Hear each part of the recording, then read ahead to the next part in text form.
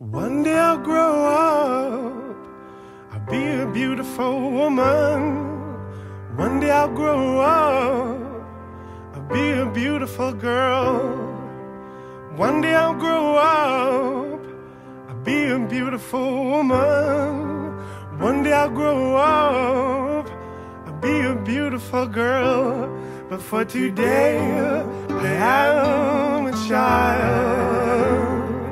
For today I am a boy. For today I am a child. For today I am a boy. Donc dans le fond, comment est-ce que vous vous êtes rencontrés? En fait, c'est un peu bête et c'est le hasard. J'étais avec une amie et cette amie a fait des vidéos avec moi. Et j'ai appris que cette petite chose-là, toute mignonne, est tombée amoureuse de moi en voyant ma façon d'être, etc. Et puis on a commencé à parler un peu plus sur Messenger, etc. S'envoyer des messages. Et éventuellement, on s'est dit « je t'aime ». Et puis on s'est vraiment rencontrés en chair et en os le 3 septembre. Et depuis ce jour-là, on ne s'est plus quittés. Voilà. On est très heureux et j'ai trouvé comme une amie. Et en même temps, on a quelqu'un avec qui partager ma vie, j'espère. Moi, j'ai attendu la fin de mes secondaires pour vraiment faire mon coming out. Et ici, voilà, ça a été, je pense, l'une des meilleures décisions de ma vie. Parce que maintenant, je peux vraiment enfin m'assumer et vivre ma vie comme je l'ai toujours voulu. Pour moi, c'est pas vraiment une décision qu'on prend. Je veux dire, il n'y a pas forcément un déclic vu que c'est quelque chose qu'on ressent depuis toujours. Mais ce qui m'a fait passer le cap de faire mon coming out, c'est de rencontrer Adrien, qui est transgenre aussi, et qui lui m'a poussé à expliquer à ma famille, aux amis, etc. Mon changement. Avant l'adolescence, avant la puberté, ça allait, vu qu'au niveau physique, on ne fait pas encore énormément de différence filles-garçons, etc. Donc à ce moment-là, ça allait plus ou moins. Et puis c'est l'adolescence, donc l'arrivée des poils, les premières érections, etc., où tu te rends compte que tu as un problème et que tu te dis tiens, c'est pas quelque chose que j'ai envie que j'ai pas envie que ça m'arrive. Et puis, pour moi personnellement, la question c'était pourquoi moi il n'y a pas de poitrine qui se développe, pourquoi les filles elles ont le droit de faire ça et pas moi, et pourquoi, voilà. Ma poitrine, mes hanches qui ont poussé, etc. J'ai eu les règles, la chose la plus réjouissante quand tu es une femme. Et voilà, je ne comprenais pas du tout ce qui arrivait. Je me disais, je sais très bien que je suis une femme, mais c'est pas ça que je veux. C'est pas ces changements physiques-là que je voudrais, quoi. Et du coup, à cause de ça, ça a été, on va dire, un enfer pendant l'adolescence, quoi, au niveau psychologique. Beaucoup de questions, beaucoup d'isolement. Voilà. Personnellement, oui, c'est surtout par rapport à ça que je trouve qu'il y a une grosse difficulté par rapport aux personnes trans, etc. C'est qu'on a un manque d'informations, que oui, ce soit au milieu scolaire, etc. On n'en parle jamais, quoi. Enfin, je veux dire, personnellement, quand j'ai commencé à vraiment comprendre que j'étais pas dans mon corps, etc., j'avais 12 ans, où les changements physiques se le faisaient le plus et que j'avais du mal. Et jamais j'ai entendu parler de trans, etc., que ce soit à l'école ou autre part, quoi. Donc, mais pareil aussi, et puis on voit jamais rien à la télé par rapport à ça, quoi. Il faut vraiment aller chercher en fait sur internet, s'informer nous-mêmes, quoi. C'est ce qu'on a dû faire pour vraiment mettre un mot en fait sur ce qu'on ressentait. Vous pensez que c'est un tabou à l'heure actuelle? Ouais, c'est encore un énorme tabou. Je sais pas si on peut dire des exemples qu'on a dans la vie. Mais c'est ça, c'est un tabou et surtout énormément de préjugés en fait. Et je pense que c'est ça aussi qui crée le tabou, c'est que les gens pensent plein de choses par rapport à ça qui ne sont pas vraies et que justement c'est ce qui crée aussi le tabou dans nos sociétés, quoi. Donc, One day I'll grow up, I feel the power in me. One day I'll grow up, of this I'm sure. Donc bonjour, que savez-vous des transgenres? Ce que je vois à la télé, c'est tout. C'est-à-dire? Les informations qu'on nous donne, leur façon d'être, leur façon de vivre. Écoutez, que ça existe de plus en plus. À mon avis, ils viennent beaucoup du Brésil. Et que, bon, je sais pas, les opérations peut-être autorisées par ici, je sais pas encore. Pas grand-chose, je sais juste que j'ai entendu à la radio qu'apparemment, je pense que depuis 1980, quelque chose comme ça, c'était déjà reconnu en Irak. Maintenant, voilà, c'est tout ce que je sais. Enfin, je ne m'intéresse pas vraiment au sujet, les gens sont comme ils sont. Voilà quoi. Eh ben, pas grand-chose, mis à part qu'ils veulent changer de sexe. Ça, à part ça, je sais pas si toi tu... Moi j'en connais, j'ai même des amis qui sont transgenres et c'est des gens qui sont relativement normaux en général. Ça, oui. En avez-vous déjà fréquenté? Non, pas personnellement. Oui. Et, comment l'avez-vous vécu? Ben, chacun fait sa vie comme il veut, et chacun a ses idées, et chacun vit sa sexualité comme il veut. Non, jamais. Et êtes-vous surpris de ces changements qui sont de plus en plus accessibles? Ça me choque, oui. L'évolution part en queue de cerise, parfois je trouve ça un peu trop. C'est des gens qui ne me dérangent pas, mais il ne faut pas non plus que ça devienne trop à l'extérieur.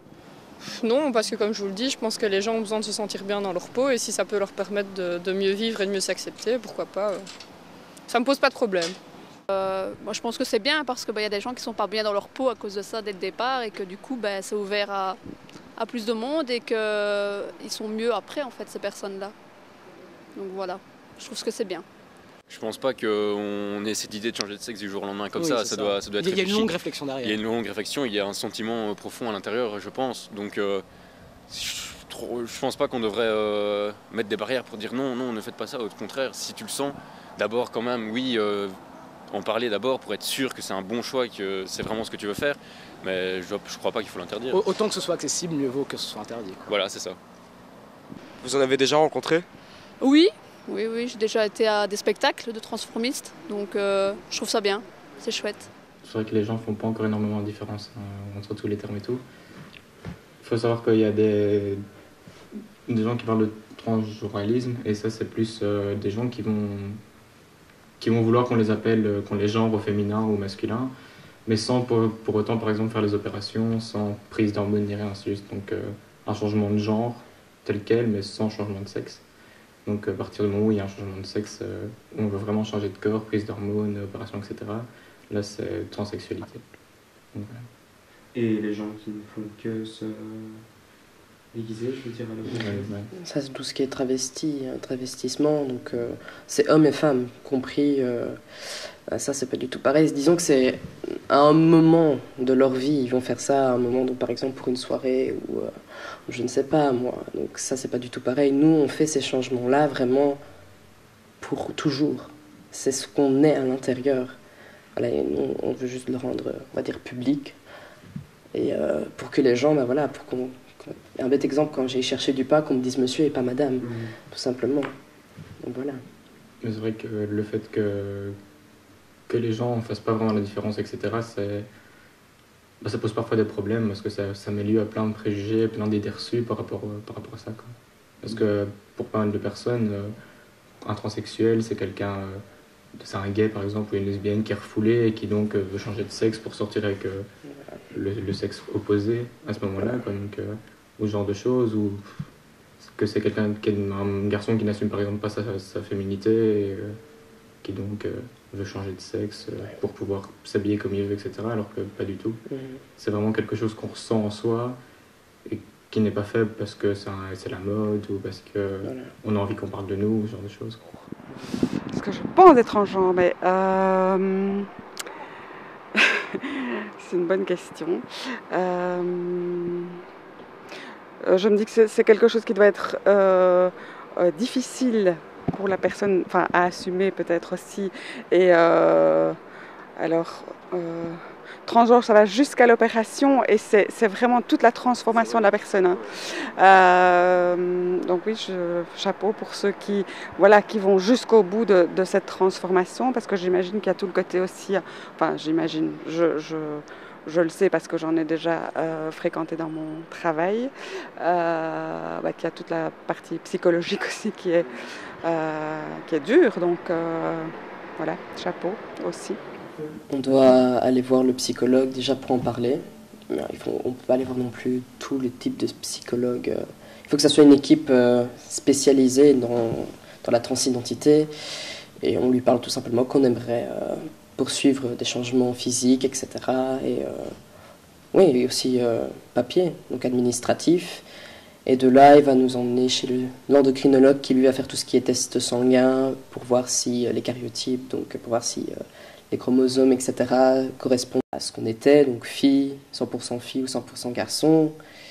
Et c'est aussi la personne qui va nous donner la première prescription d'hormones et qui va faire après encore tous les tests, etc. pour voir si notre corps peut supporter les hormones. Et ensuite, on a le psychiatre qui lui va vraiment donner à 100% on va dire le lancement. C'est lui qui va faire le papier pour tout ce qui est changement administratif et qui va dire aux autres, ok, ben, cette personne-là est apte psychologiquement à changer, quoi, à transitionner. Donc on doit répondre à 500 questions sur un ordinateur. Enfin, c'est des questions variées. Donc, par exemple, est-ce qu'on sauvera un chien ou c'est vraiment est-ce que quand on regarde un film triste, est-ce que vous allez pleurer, est-ce que vous allez rire, ou des questions comme ça. Et donc on doit répondre ça en 1 heure. Et puis ensuite j'avais aussi un test dans lequel il y avait des différents tableaux et on devait un peu dire à quoi il nous faisait penser. Et moi, en général, dans ces tableaux-là, je voyais des enfants enfermés, obligés de faire quelque chose et qui ne pouvaient pas se libérer. Et dans le dernier tableau, c'est justement l'enfant qui prend son envol, en fait, et qui pense un peu à lui. Donc voilà. Vu que c'est encore reconnu comme un cas psychiatrique, on a tout ce qui est remboursement, consultation chez le psychologue, les opérations aussi, c'est un coût qu'il ne faut pas négliger. Je donne un exemple. Ici, la mastectomie, donc c'est retirer la poitrine, ça coûte 3 500 €. Et avec les remboursements, on est tout remboursé, on doit juste mettre un petit acompte, quoi. Donc c'est vraiment une liberté. Et si on n'avait plus cette liberté-là, je pense que la majorité d'entre nous ne pourrait jamais faire de transformation physique. Donc d'un côté, oui, ça a vachement du bon. De l'autre, oui, c'est reconnu comme une maladie mentale, mais après, voilà, les psychologues, endocrinologues et psychiatres savent que ce n'en est pas une. C'est vraiment, en fait, eux, ils appellent toujours ça comme ça, c'est vraiment pour les remboursements, tout ce qui est remboursement, etc. J'ai un exemple en tête, voilà, d'une personne et a priori, effectivement, un jour, j'ai appris que elle était une fille, mais que en fait c'est un homme. Et donc, et a priori pour moi c'est vraiment un homme à part entière. Enfin, je la connais pas, voilà, intimement, mais pour moi c'est vrai que je me suis dit tiens, waouh, en fait c'était une fille et maintenant c'est un homme et c'est vraiment un bel homme, quoi. Donc voilà. Même moi, je me suis réveillée le matin, je me suis dit, mais c'est pas moi, ça. Il y a un petit problème. Enfin, c'est tellement, en fait, les changements ont tellement été vite pour moi que j'ai pas eu le temps comment dire, de dire au revoir à Emma, quoi. C'est passé de Emma à Adrien, vraiment, du jour au lendemain. Et ici, tout ce qui a changé, j'ai de la pilosité qui commence énormément. J'ai mes muscles qui commence à bien prendre, surtout niveau carrure. Oui, la carrure, c'est plus du tout une carrure de fille. En 4 mois, c'est devenu une carrure d'homme. J'ai des pectoraux. Et non, j'ai encore plein de choses. Même niveau visage, mon visage devient un peu plus marqué, quoi. Il est moins arrondi qu'une femme, moins rond.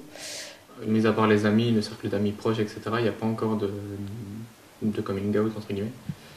Donc la semaine, j'ai eu en tant qu'Arnaud à l'école. Évidemment, pas mal de gens sont au courant, donc au niveau du cercle d'amis et tout ça, j'ai déjà beaucoup plus facile, vu qu'ils vont me genrer en elle, ils vont m'appeler Eden pour certains, etc. Donc pour ça, c'est déjà énorme, je pense, pour moi. Donc voilà, ici, j'attends d'avoir les papiers du psychiatre qui affirment bien que je suis dans cette dysphorie de genre, pour pouvoir après en parler au directeur si je suis encore dans cette école-là, ou donc pour mes études futures, et pouvoir être moi quand je vais à l'école, etc.